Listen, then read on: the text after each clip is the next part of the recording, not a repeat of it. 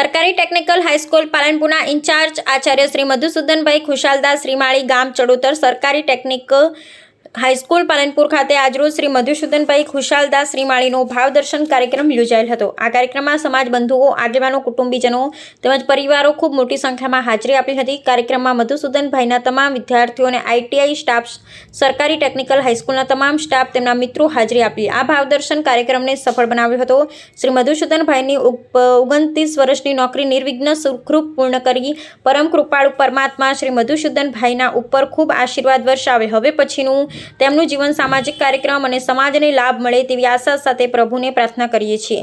ગુરુ બ્રાહ્મણ સમાજ ગ્રુપ એડમિન સૂર્યપ્રકાશ ભગત ભાઈ શ્રી મધુસૂદનભાઈ વતી આપ સૌનો ખૂબ ખૂબ આભાર માનું છું।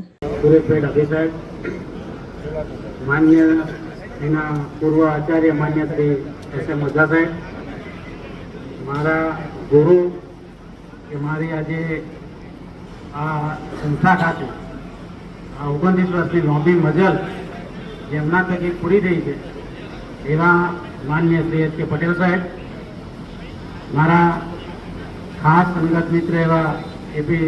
અગરસિંહભાઈ દરબાર સાહેબ, જેઓ સેલટેક જીએસટી અસિસ્ટન્ટ કમિશનર છે, માન્ય શ્રી ભૂપેન્દ્રભાઈ પ્રજાપતિ સાહેબ, જેઓ માર્ગ સંસ્થાના આચાર્ય છે, અત્રે અમારા ગુરુ બ્રાહ્મણ સમાજ મંગલમ સંસ્થાના પ્રમુખ માન્ય શ્રી અરવિંદભાઈ સાહેબ, મહામંત્રી શ્રી મારા મુરબ્બી શ્રી અધિકાકા, સ્ટાફ મિત્રો, અત્રે ઉપસ્થિત સમાજના સર્વે વડીલો, એન્જિનિયરિંગ કોલેજ, પોલિટેકનિક, આઈટીઆઈ પધારેલા સર્વે સ્ટાફ મિત્રો, માતાઓ, બહેનો, આજે 29 વર્ષ આ સંસ્થા ખાતે જો સફળ રીતે પૂરા કર્યા હોય તો એનું માત્ર એક જ રીઝન છે એ સ્ટાફ મિત્રો કે અમારા સંસ્થાના વડાઓ એ કોઈ પણ કામગીરી લઈને જઈએ કે કોઈ પણ કામ કહીએ તો માત્ર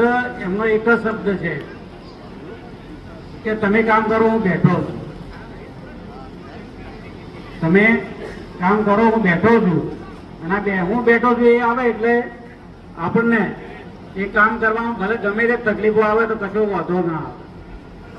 અને આજ સુધી જેમ પટેલ સાહેબે વાત કરી એમ આજ સુધી સતત અમારા જીવન સંપર્કમાં જ્યારે હું અમને કાલે રાત્રે અહીંયા 11 વાગે ઉપસ્થિત હતો તો એમનો ફોન આવ્યો કે હું આવું છું, વરસાદ છે અને વરસાદની સિઝનમાં કોઈ તકલીફ હોય તો હું હાલ આવું છું। સાહેબ કશું નથી, વરસાદ રહી ગયો છે અને કોઈ પણ પ્રોબ્લેમ નથી, પણ સવારે તમે વહેલા આવજો।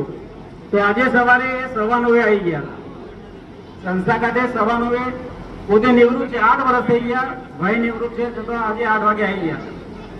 એ જ રીતે માન્ય શ્રી ઓઝા સાહેબ એમને મને કમિટમેન્ટ કરી હતું કે મધુસૂદનભાઈ ચિંતા ના કરતા, ગમે તેવો વરસાદ પડતો હશે તો હું ત્યાં આવીશ, મારી હાજરી હશે।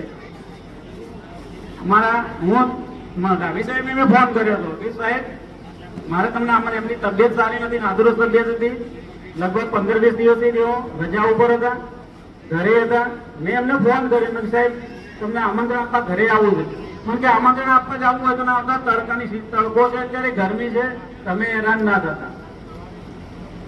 આ રીતે આ તમામ સ્ટાફ, મારો તમામ જે અહીંયા ઉપસ્થિત સ્ટાફ છે, મારા વિદ્યાર્થી મિત્રો અહીંયા ઉપસ્થિત છે ભૂતપૂર્વ, એ બધા માત્ર મેં એમને ફોન જ કર્યા છે, મેં કોઈને અહીંયા ઉપસ્થિત કોઈને મેં રૂબરૂ કોન્ટેક્ટ કર્યો નથી, મેં માત્ર ફોન કર્યા છે અને ફોનથી મારા એક ફોનથી ઉપસ્થિત રહ્યા છો। આપ સર્વેનું સદાય ઋણી રહીશ। આ પ્રસંગે મારા ખાસ અહીંયા અત્યારે અમારા જે કર્મચારીઓ છે ચાલુ એમાં માન્ય શ્રી માધુશ્રી પરમાર, વિષ્ણુભાઈ, આ બધાએ પણ મને ખૂબ જ સહયોગ આપ્યો। એમાં 9 મહિનામાં હું ક્યારેક લેટ આવ્યો હતો પણ કે સાહેબ આ સહી છે, સહી કરવાની, ખાલી સહી કરી દો, અમે બીજું કરી દઈએ।